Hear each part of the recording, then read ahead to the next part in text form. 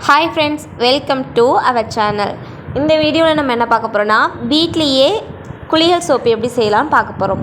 அதுவும் பீட்ரூட்டும் தேங்காய் எண்ணெயும் யூஸ் பண்ணி எப்படி செய்யலாம் அப்படின்னு சொல்லிட்டு பார்க்க போகிறோம். வாங்க ஃப்ரெண்ட்ஸ், வீடியோக்குள்ளே போகலாம். ஃபஸ்ட்டு காஸ்டிக் சோடா 165 கிராம் எடுத்துக்கிட்டேன். அதை விட 2 மடங்கு தண்ணி எடுத்துக்கணும். ஃபஸ்ட்டு காஸ்டிக் சோடாவை ஒரு பாத்திரத்தில் போட்டுக்கோங்க. இப்போது நம்ம எடுத்து வச்சுருக்க தண்ணியை அது கூட சேர்க்கணும். இப்போது நல்லா ரெண்டுத்தையும் மிக்ஸ் பண்ணிக்கோங்க. ரெண்டுத்தையும் மிக்ஸ் பண்ணக்குள்ளே அந்த பாத்திரமே சூடாகும், ஆவி வரும். பயப்படாதீங்க.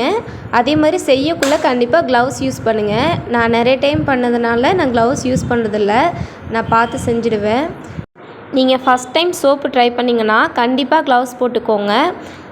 காஸ்டிக் சோடா நம்ம கையில் பட்டுச்சுன்னா அரிப்புத்தன்மை ஏற்படும். அதனால் கண்டிப்பாக க்ளவுஸ் போட்டுகிட்டே பண்ணுங்கள். இப்போது நல்லா கலக்கி விட்டாச்சு. கொஞ்ச நேரம் அப்படியே இருக்கட்டும். சூடு ஆறுனதுக்கப்புறம் தான் அடுத்த ப்ராசஸ் பண்ணணும்.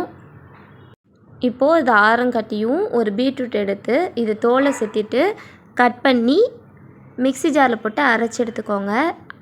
தண்ணி ஊற்றாமல் அரைக்கணும். சாறு கெட்டியாக இருக்கணும். அந்த மாதிரி அரைச்சிட்டு எடுத்துகிட்டு வந்து வச்சுக்கலாம். இப்போது இந்த காஸ்டிக் சோடாவை தண்ணியோடு கரைச்சி வச்சுருந்தது நல்லா ஆறிடுச்சு. இப்போ 1 லிட்டர் தேங்காய் எண்ணெயை இதில் ஆட் பண்ணி நல்லா கலந்து விட்டுக்கணும். நம்மளால் எந்த அளவுக்கு கலக்க முடியுமோ அந்த அளவுக்கு நல்லா கலக்கி விட்டுக்கணும். நீங்கள் சோப்பு செய்கிறதா இருந்தால் கண்டிப்பாக உங்களோட குழந்தைங்களெல்லாம் வச்சுட்டு செய்யாதீங்க, தனியாக செய்யுங்க. அதே மாதிரி ஒரு பாத்திரத்தை சோப்பு செய்கிறதுக்கு எடுத்திங்கன்னா அந்த ஒரு பாத்திரத்தையும் கரண்டியையும் எப்போவுமே யூஸ் பண்ணுங்கள்.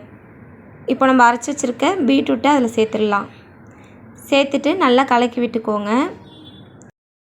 நம்ம நல்லா கலக்க ஃபஸ்ட்டு தண்ணியாக இருந்தது கொஞ்சம் கொஞ்சமாக கெட்டியாக மாறிட்டே இருக்கும். அது கொஞ்சம் கெட்டியாக மாறினதும் நம்ம மோல்டுக்கு மாற்றிடலாம். நான் சோப்பு மோல்டெலாம் யூஸ் பண்ணல, பேப்பர் கப்பு தான் யூஸ் பண்ணுறேன். உங்களுக்கு தேவைப்பட்டால் சோப் மோல்டு வாங்கி யூஸ் பண்ணிக்கலாம், இல்லைனா பேப்பர் கப்பு கூட யூஸ் பண்ணிக்கலாம். இப்போ கரெக்டாக இருக்குது. இப்போ நம்ம இந்த பேப்பர் கப்பில் எடுத்து மாற்றிக்கலாம்.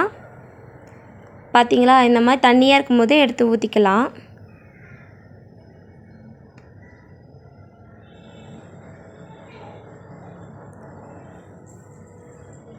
ஊற்றியாச்சு. இப்போது இதை அப்படியே விட்டுடணும். எதுவும் செய்யாமல் ஒரு நாள் அப்படியே விட்டுடுங்க. ஒரு நாள் கழித்து பார்த்திங்கன்னா எல்லாமே காஞ்சி கெட்டியாக இருக்கும். இப்போது இந்த பேப்பரை மட்டும் ரிமூவ் பண்ணிடலாம்.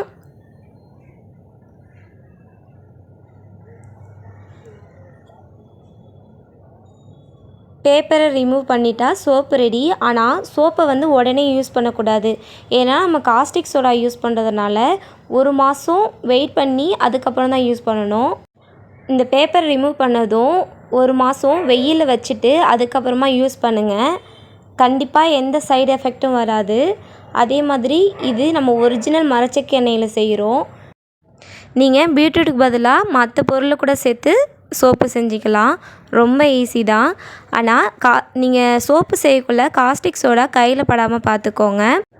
நான் கலருக்காகவும் வாசத்துக்காகவும் எதுவும் யூஸ் பண்ணலை. நீங்கள் ஆசைப்பட்டால் அதை யூஸ் பண்ணிக்கலாம். தேங்க்யூ.